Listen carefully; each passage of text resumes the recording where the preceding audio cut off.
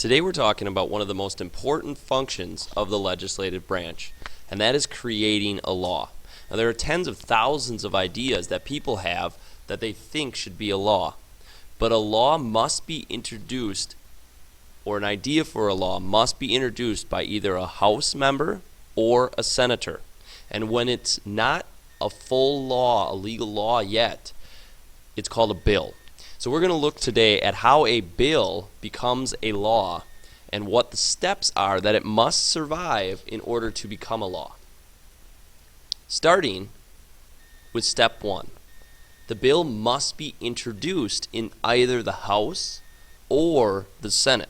Now remember, if the bill deals with taxes, a revenue bill, it has to start in the House of Representatives. But if it deals with anything else, railroad crossings, the height of sidewalks, the color of street lamps, it can be introduced in either the House of Representatives or the Senate.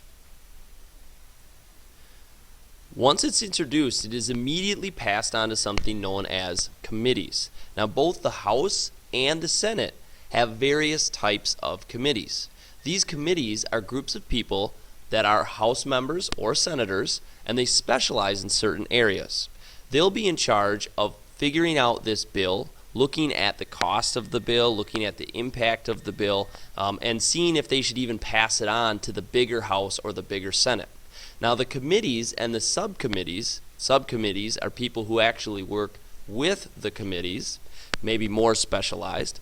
These people are pretty much where the bills die. They live or die in committee, and this is where most of the work is done. The committees can make changes to the bills, the committees can make recommendations, the committees can pass it on as it is, or the committees can kill it right there where it stands. So the hardest part for a bill is really to get out of the committee work, which is in step 2. Now, in the House, there's a Rules Committee. The Senate doesn't have a Rules Committee, so this is not technically a step for a bill becoming a law.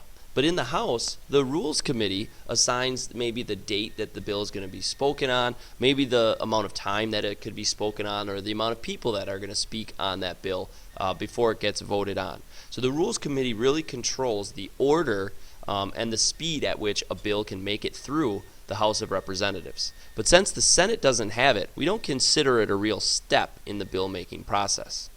So let's take a look at step 3 in the bill making process.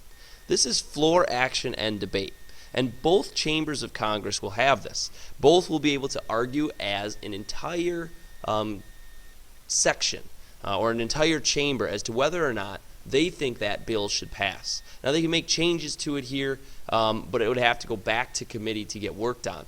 Okay, or they can pass it as it is. But this is where you see people cast yay or nay votes for that bill.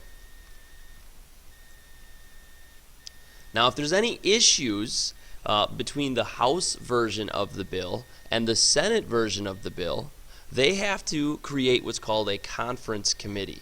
And a conference committee is made up of members of both houses, and they try to hammer out the differences of the bill. Because a bill has to be passed in exactly the same language in both the House and the Senate, that conference committee is very important to making sure the final version of the bill is the same. If they make any changes or recommendations, it's got to go back for floor action and debate, where again it can be sent all the way back to be reintroduced to go through the process all over again. Or they can hammer out the differences, do the floor vote, and it can go to step 5, which is introduce the bill to the White House to be signed.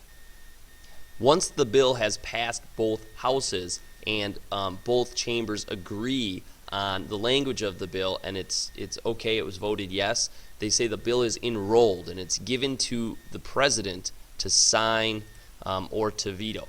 And the president has a few options. His first option is he can sign the bill into law if he likes it. He signs his name to it, it becomes law immediately. Option 2, he can veto the bill. He can say, nope, I don't like it, you have to go back and redo it. All right. Or option 3, he can do nothing. If Congress is there and they are working, the law becomes, or the bill becomes a law after 10 days. If Congress is not going to be working during that 10 days, the bill dies. It's called a pocket veto. The president didn't have to sign his name to it saying he didn't like it, but it still died. All right. On your worksheets, make sure you record the 5 steps. They call them the textbook steps for a bill becoming a law.